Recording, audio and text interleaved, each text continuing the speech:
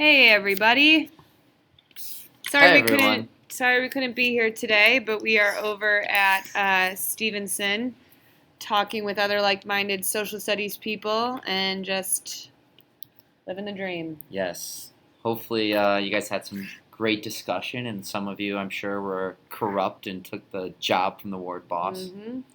And so, as you know, we have been studying what's called the Gilded Age and the Progressive Era, and we're finally moving into looking at some of that a little bit more in detail here with Module 6.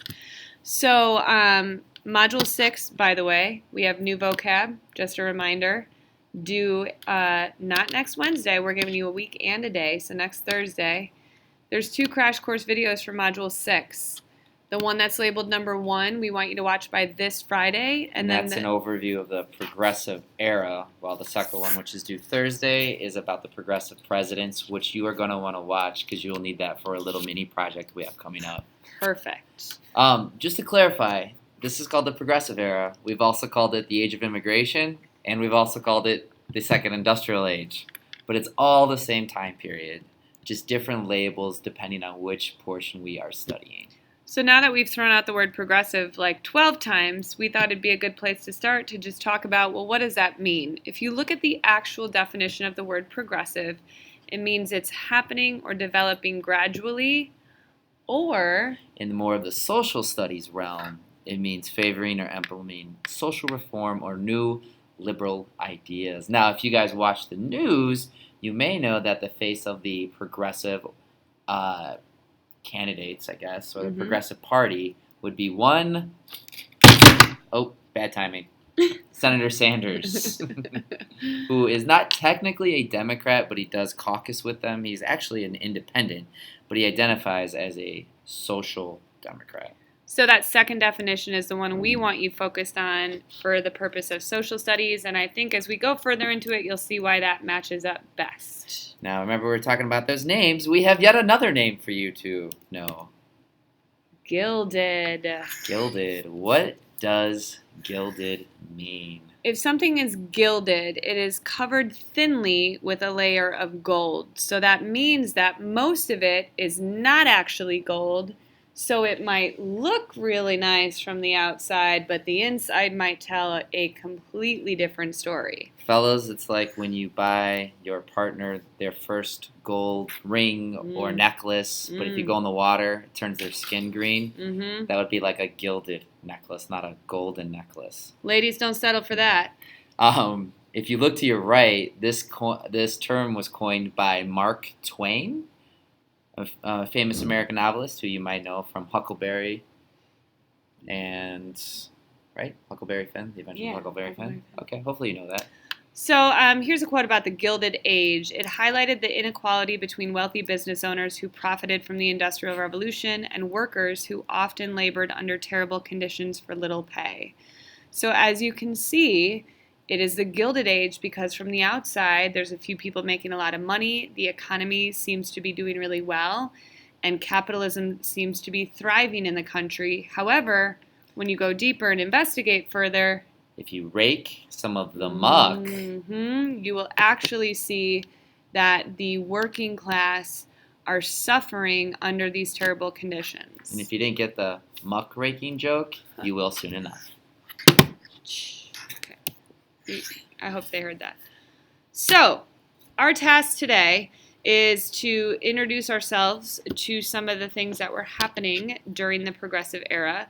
So we are going to be having a bit of a competition involving similes. And we wanted to refresh your memory on the definition of a simile. You're comparing two unlike things using like or as. And we have our own examples for you too, but you can see the sun was like a yellow marble in the sky, or she has been as elusive as the Sasquatch. Ooh, can't find her. So your task is going to be this. In your packet, you as a table group will be assigned 2 sections of reading from Module 6, Lesson 1. After each section of reading, you are going to create a simile that helps to summarize what you have read. After your simile is created, you're going to cite actual evidence from the textbook to support how you created that simile. This is going to give us a lot of good background info about the Progressive Era, and we will be able to have a little bit of fun with a competition as well. So you're taking that subheading title and creating a simile. So an example. The Pendleton Civil Service Acts exams were as successful As what? as Cody Parkey kicking for the Bears last season. Double doink. If you are unfamiliar with what we are referring to, Ask a friend. yes. Not a Thank Packers you. fan, though. So, without even knowing what the Pendleton Civil Service Act's exams were, I can infer from this simile that they were not very successful. I need some data to back that up, though. What Here's is some evidence, Miss Lyman? The evidence from the text. Under the Pendleton Act, more than 10% of government job applicants had to pass an exam before they could be hired. This means that it was not enforced. So even though it's in place, it's not successful because it's not actually being enforced. So Because of all the corrupt people like you that took jobs from the political boss. bosses. So that's how we came up with that simile to summarize the section. Some helpful hints and tips.